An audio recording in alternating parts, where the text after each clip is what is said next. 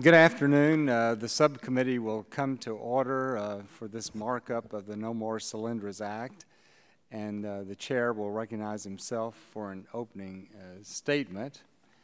I am delighted that we're here today for the markup of the No More Solyndras Act. Section 1703 program, which was created by Title 17 of the Energy Policy Act of 2005, there were no loan guarantees issued under President Bush. Section 1705 was created by President Obama's 2009 Recovery Act, and Section 1705 was limited to renewable energy technologies, electric transmission systems, and biofuels projects. Fossil fuel and nuclear projects were not eligible. The Recovery Act also provided $6 billion to cover credit subsidy cost for the 1705 projects. Subsequent appropriations provided DOE with $47 billion in loan guarantee authority. At this time, Obama's Department of Energy has issued $15.1 billion in loan guarantees since 2009. President Obama's DOE has issued $15.1 billion in loan guarantees since 2009 for 28 projects. $15 billion in conditional commitments are pending. The first 5 loan guarantee recipients have either gone bankrupt or they are struggling. Abound Energy is in bankruptcy, Beacon Power is in bankruptcy, Solyndras is in bankruptcy, Nevada Geothermal does not have a positive cash flow, and First Wind has withdrawn its initial public offering and does have substantial debt. So far, the program has either saved or created 1,175 permanent jobs, which amounts to $12,850,000 per job. In my opinion, this does not provide a good return for taxpayers, and it's not a productive use of taxpayer dollars. And this legislation would simply terminate these programs except for the 50 existing applications that remain in the queue. I would also ask unanimous consent to enclose in the record letters of support for our legislation. The American Energy Alliance wrote a letter saying No More Solyndras Act is one of the most common sense pieces of legislation to come from this Congress. The Americans for Tax Reform and the Cost of Government Center endorse it. The American Conservative Union endorse it. The American Commitment endorses it. The Heritage Foundation endorses it. The Let Freedom Ring organization endorses it. Americans for Prosperity endorse it. The Citizens Against Government Waste endorse it. So I hope that in tomorrow's markup that our members will be able to support this legislation and help protect the taxpayer dollars. And with that, I would yield back the balance of my time. And at this time, I would recognize the gentleman from Illinois, Mr. Rush, for a 5-minute opening statement. Well, thank you, Mr. Chairman. We're here today to continue the political theater, or should I say political satire, that has become the hallmark of the Energy and Power Subcommittee under the Republican Party's leadership. Today, we are here to mark up the so-called No More Solyndras bill, but a better, more fitting title would be the No More Innovation Bill. Mr. Chairman, this bill creates a winner's list of DOE projects that were submitted before December 31st, 2011, but will withhold valuable funding for projects submitted after that date. Under this ridiculous bill, any new potential technological advances or important new energy innovations would be absolutely shut out of critical DOE funding, which is in fact a lose-lose for those searching for new technologies for the future. Last week, the majority released a report which highlighted what they deemed, and I quote, a tremendously productive and successful year, end of quote, in the Energy and Commerce Committee. Mr. Chairman, if I'm not mistaken, the ENP Subcommittee alone has held up to 24 hearings under what my Republican colleagues have termed the American Energy Initiative. Unfortunately, I would also like to submit that this subcommittee has only been extremely productive and successful in holding political messaging votes that attack the Clean Air Act and the EPA. And yes, my friend, Mr. Chairman, while my Republican colleagues have been extremely productive, extremely successful at registering their dislike of the Obama administration vote after vote, there's been virtually no significant energy-related policies that have become law that have originated out of this subcommittee all this year. I repeat, nada, none. Mr. Chairman, while the rest of the country is experiencing record crop loss, severe heat waves, rising sea levels, record droughts, intense forest fires, and other acute weather events, this subcommittee, which has jurisdiction over some of these matters, should be steering the nation toward policies to combat these extreme weather patterns. But instead, we have focused all of our attention on voting for partisan, unconstructive, and in many cases, outright environmentally damaging bills that do nothing to address the serious issues that the American people are facing. And in keeping with that philosophy, here we are once again today, same old stuff, on yet another doomed to fail, unconstructive bill so that my Republican colleagues can go and try to score political points.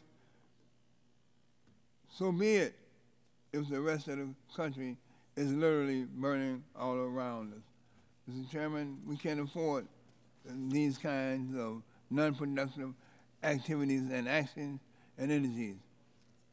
At some point, we have to move away from simply holding political discourses, political messaging, protest votes against the Obama administration, and get down to the serious business of actually governing by working together to enact energy policy that can move this nation forward. I thank you, Mr. Chairman. I yield back whatever time I may or may not have. Thank you, Mr. Rush. At this time, I recognize for 3 minutes the gentleman from Texas, Dr. Burgess. I thank the chairman for the recognition. Mr. Chairman, for my opening statement, I would like to read into the record a letter that I sent to the editorial board of the Wall Street Journal today.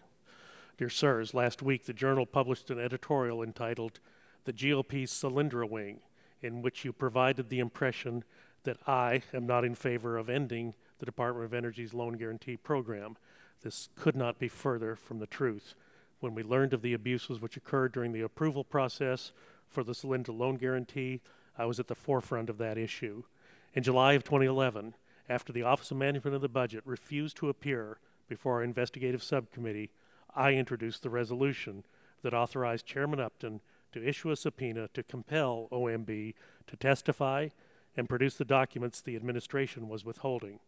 This was necessary so that the Energy and Commerce Committee could further investigate how Solyndra was selected to receive funding. In September of 2011, I worked directly with Speaker Boehner to rescind $100 million in Solyndra funding in the continuing resolution. In addition, last November, I called for Secretary Chu's resignation after he testified before our committee Then it became apparent that he was violating the Loan Guarantee Program subordination provision. Earlier this year, I drafted legislation, H.R. 5863, to impose civil penalties on any executive branch official who violates the terms of the loan guarantee as set forth in the legislation signed into law in 2005.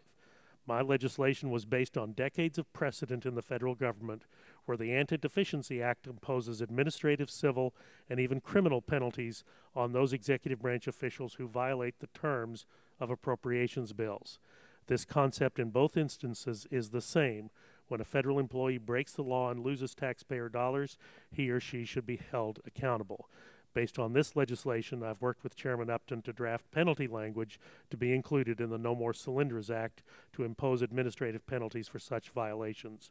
While the White House has refused to hold Solyndra accountable and has even blocked the committee from investigating the program, I have done everything in my power to aggressively pursue answers from the administration.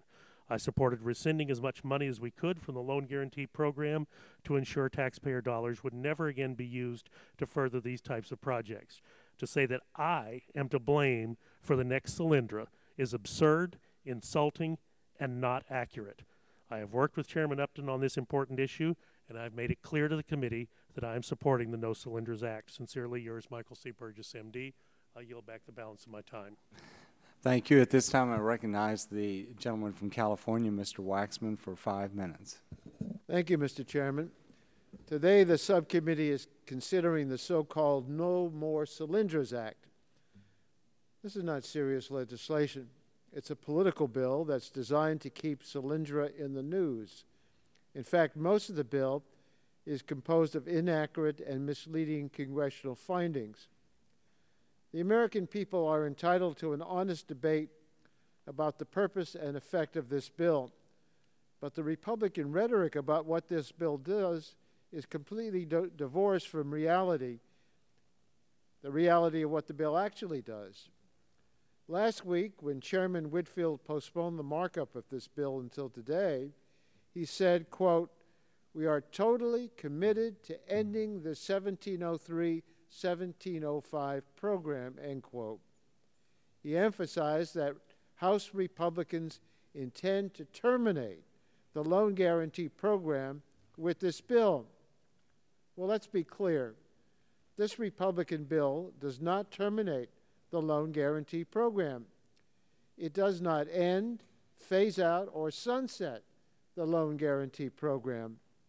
Under this legislation, tens of billions of dollars of loan guarantees will be issued in the years to come. However, those guarantees may not be used to support the best technology.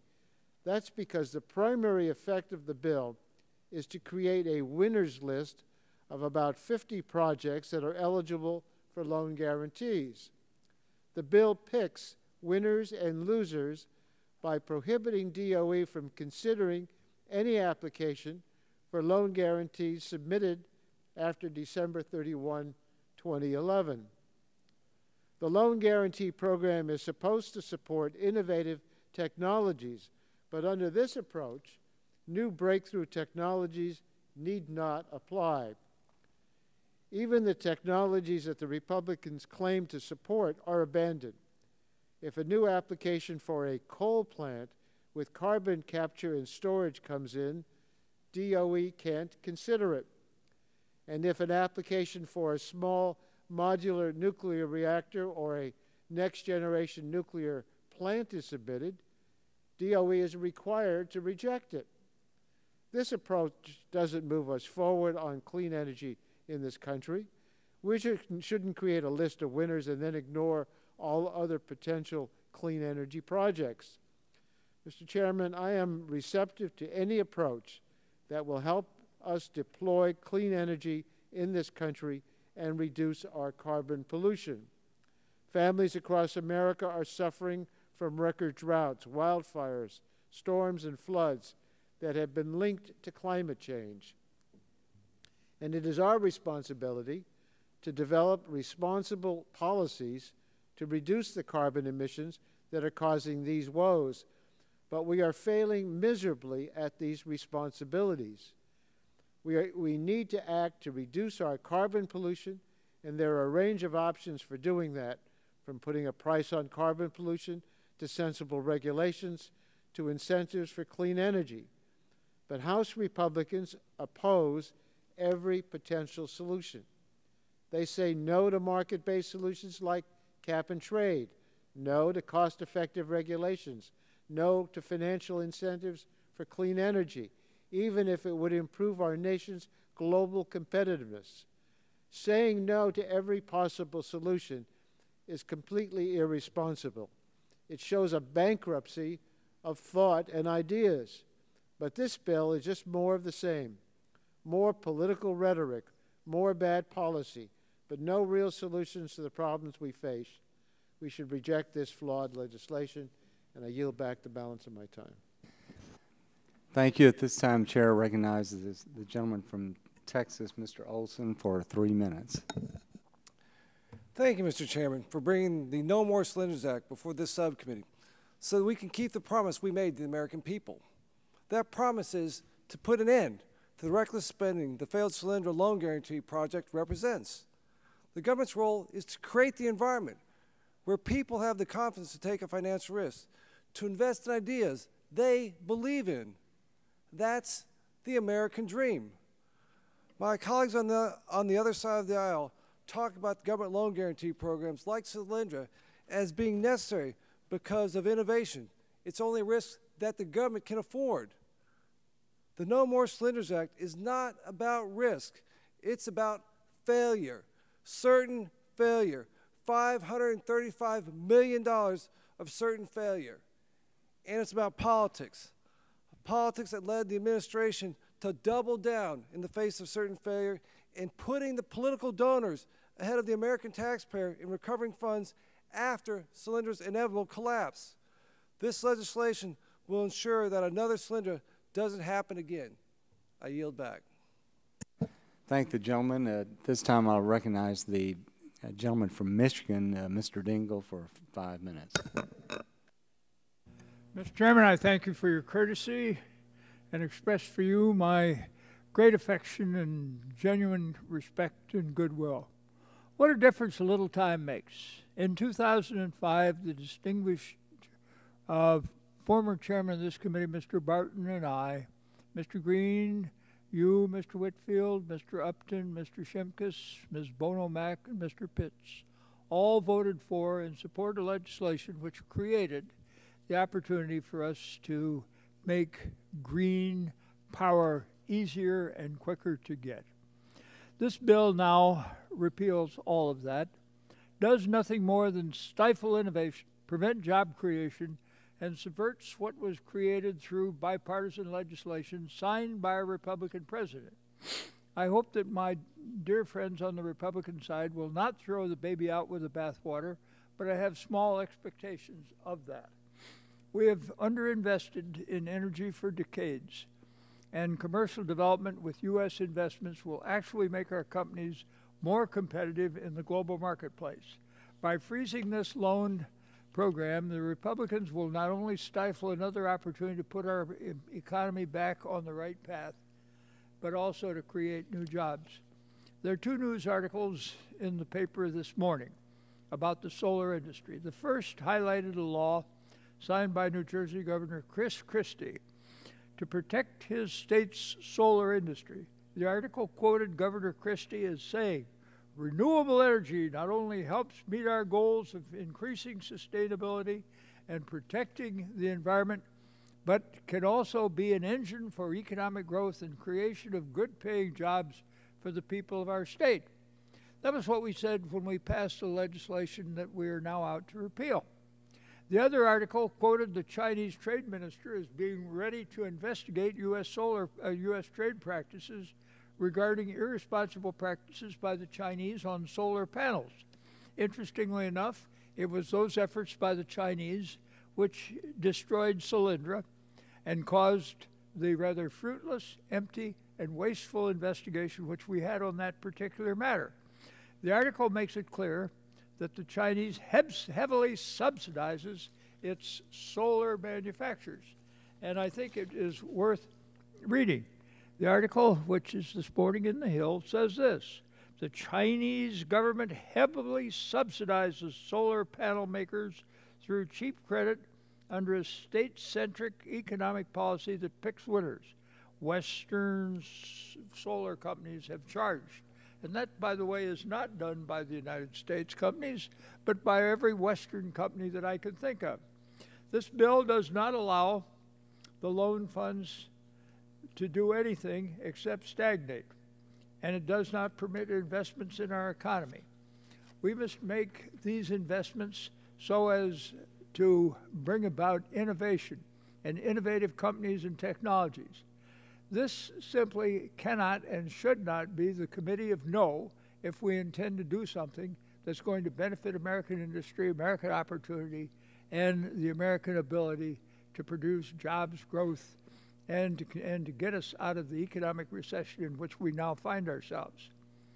One of the interesting things that I note is that when the new Volt was driven out of the factory, it was American technology that produced that automobile. It was also American technology that produced the batteries and all of the things that went under the hood and in the drivetrain. And lo and behold, we found that the batteries were designed in America but made in Korea. Why? Because the Korean government subsidized the creation of a battery industry over there. These are the things that we are strangling as we go about our business today.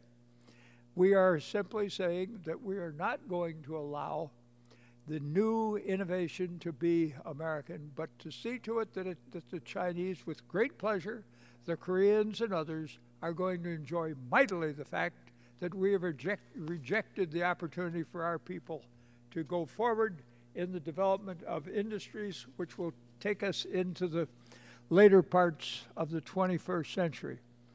This should not be the committee of no. We can and we must do better for the sake of our country and to see to it that we remain competitive. We are going to make mistakes as we go forward. So will the Chinese. So will the Koreans. So will the Japanese.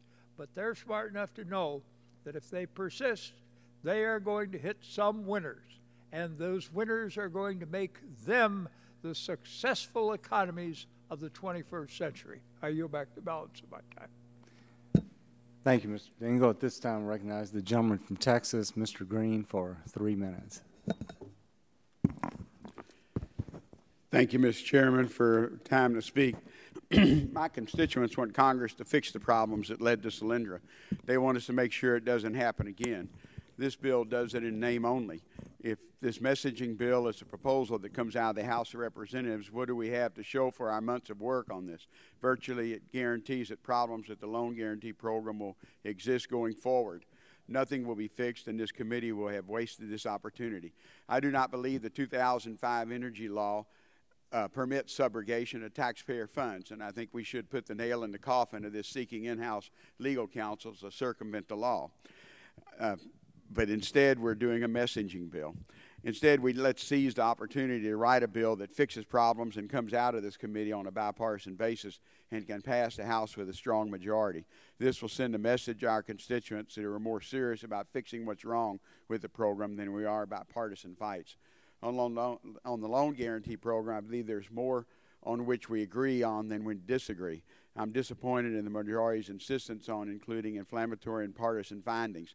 Additionally, if we are going to allow the program to go forward, the loan guarantee program must use money more efficiently. The bill as written keeps the program alive for a while, but mandates that the Department of Energy use money inefficiently. Future oil and gas programs from Texas or other states will not get funded. Innovation in clean coal, nuclear power will not be funded. Promising technologies that need a chance to succeed will never get off the ground. We will be putting into statute that the Department of Energy must find programs that may not be the best use of the taxpayers' money. This will mean the program is either fatally dysfunctional or will die from neglect. Mr. Chairman, let's put partisan aside and amend this program, not end it. I yield back my time. Thank you, Mr. Green. I believe that concludes the opening statements, and I would like to ask unanimous consent that we enter into the record the letter from Dr. Burgess to the Wall Street Journal editorial board, without objection. And then the chair would now call up the discussion draft of the No More Solyndras Act and ask the clerk to report. Discussion draft to limit further taxpayer exposure from the loan guarantee program established under Title 17 of the Energy Policy Act of 2005. Without objection, the first reading of the discussion draft is dispensed with, and the draft will be open for amendment at any point. So ordered. For the information of members, we are now on the No More Solyndras Act. The subcommittee will reconvene tomorrow morning at 10 a.m., and I would remind members that the chair will give priority to recognition amendments offered on a bipartisan basis. And I look forward to seeing all of you tomorrow, and without objection, the committee stands in recess. Mr. Chairman, are you preparing breakfast for us? Yes, thank you. Thank you.